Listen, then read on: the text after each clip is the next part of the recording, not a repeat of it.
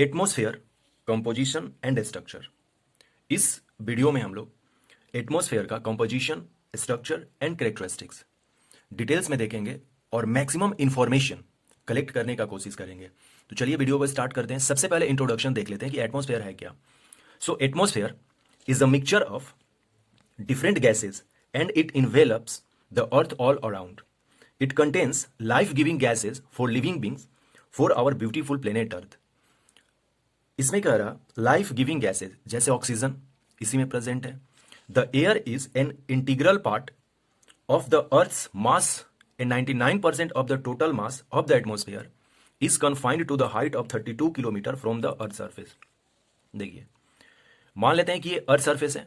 अर्थ से 32 किलोमीटर जब हम डिस्टेंस ऊपर जाएंगे तो एटमॉस्फेयर जो है वो 99% जो एटमॉस्फेयर है यहीं पर है, और इसके ऊपर में जो रेस्ट बचा 1% वो है। और हम लोग जानते हैं कि अर्थ के मास में एटमॉस्फेयर का बहुत ज़्यादा बड़ा रोल है, क्योंकि जो पूरा जो अर्थ है वो एटमॉस्फेयर, लिथोस्फीयर, हाइड्रोस्फीयर, बायोस्फीयर इन सब के कॉम्बिनेशन से बना हुआ है। ये अपना एक इंट्रोडक्शन हुआ। नेक्स्ट हम लोग देखते हैं इसका कंपोजिशन। सबसे पहले हम देखते हैं कि ये तो बात क्लियर हो गई कि ये जो एटमॉस्फेयर है वो गैसेज होंगे, दैट मीन्स एयर होंगे। तो वो कंपोज होगा gases, water vapour and dust particles. अब ये टेबल हम देखते हैं कि परमानेंट गैस जो है एटमॉस्फेयर में कौन कौन से हैं। सबसे पहले इसका कंस्टिट्यूएंट देखते हैं। So nitrogen, oxygen, argon, CO2 and other gases हैं। और इसका परसेंटेज हम लोगों ने देखा है बाई वॉल्यूम। ये अप्रोक्सीमेटली वैल्यूज लिखा गया है। नाइट्रोजन 78% है, ऑक्सीजन 21% है, ऑर्गन जो है 0.93, जो कि एक आइडियल गैस है। ऑर्गन ग्रुप 18 में है, पीरियोडिक टेबल में हम लोग जानते हैं। और ये जो CO2 है ये 0.036% है। और जो रेस्ट और जो ट्रेसेस गैसेस बचे उसमें हीलियम हो गया, हाइड्रोजन हो गया, या फिर और जो गैसेज हैं वो सब अदर्स में आएंगे। और ये जो आप इसको ऐड करके देखें तो 99% से ज़्यादा जो गैसेज हैं वो यही तो तीन है, नाइट्रोजन, ऑक्सीजन और ऑर्गन को मिलाकर। और जो रेस्ट बचे 1% से भी कम वो सब अदर है, CO2 को इंक्लूड करके। और इन्हें हम ट्रेस गैसेस कहते हैं क्योंकि ये काफ़ी कम मात्रा में होती हैं। नेक्स्ट हम इसमें देखते हैं कि गैसेस, चूंकि अभी जस्ट हम लोगों ने देखा कि जो कंपोजिशन है वो गैसेज से होंगे, वाटर वेपर से होंगे और डस्ट पार्टिकल से होंगे। तो सबसे पहले देख लेते हैं गैसेज में कौन कौन से गैसेज हैं और क्या है इसका कंपोजिशन। सबसे पहले ozone. Ozone an important components of atmosphere found between 10 to 50 kilometre above earth surface and act as a filter and absorb the ultraviolet rays जो आती हैं radiating from sun and prevent earth life. इसको समझते हैं। ये अपना अर्थ हो गया।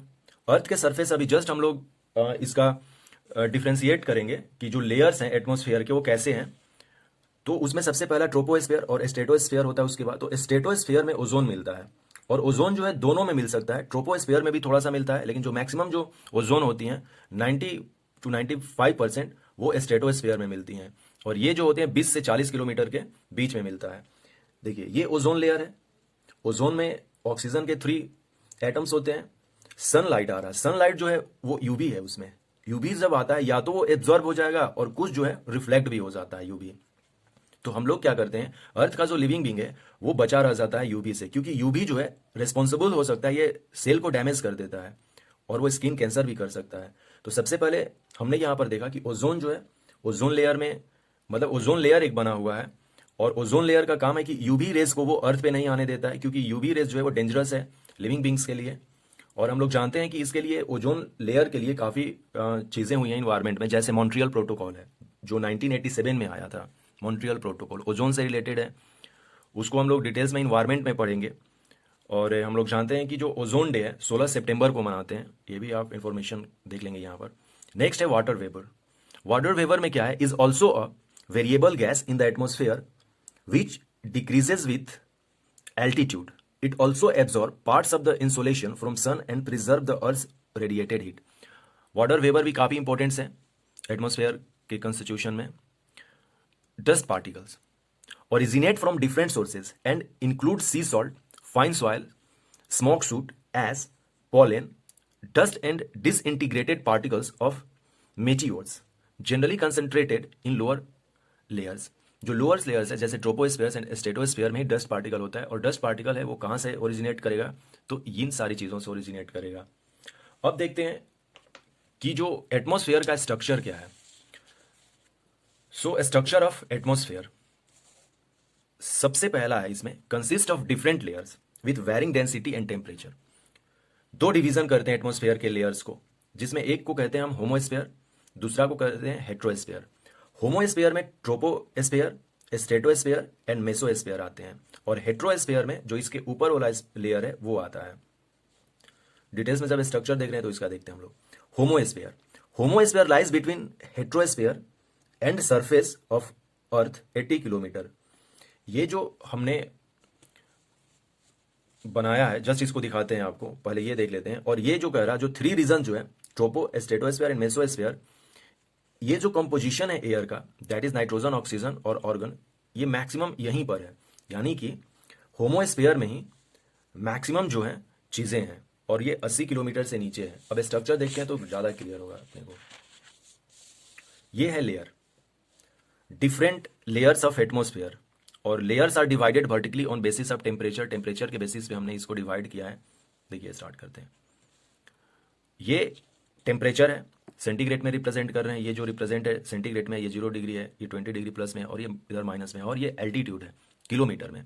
80 किलोमीटर तक अपना मेसोस्फीयर खत्म हो गया। ये सबसे पहला लेयर है ट्रोपोस्फीयर, फिर स्ट्रेटोस्फीयर, मेसोस्फीयर, फोर्थ है थर्मोस्फीयर या इसी को आयनोस्फीयर कहते हैं, और फाइनली जो है एक्सोस्फीयर है।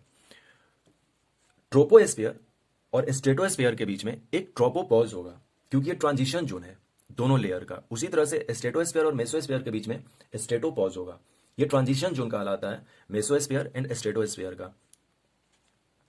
यहां भी हम लोग देख रहे हैं कि जो ओजोन बेल्ट है या ओजोन लेयर है वो कहां है, स्ट्रेटोस्फीयर में।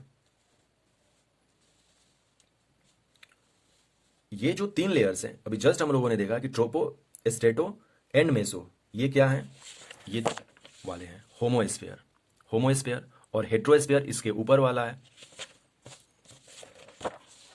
हेट्रोस्फीयर कहां से स्टार्ट हो जाएगा, मेसोस्फीयर के ऊपर से, यानी कि जो थर्मोस्फीयर और एक्सोस्फीयर है ये हेट्रोस्फीयर में आ जाएंगे।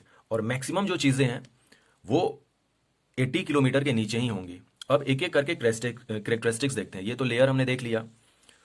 ट्रोपोस्फीयर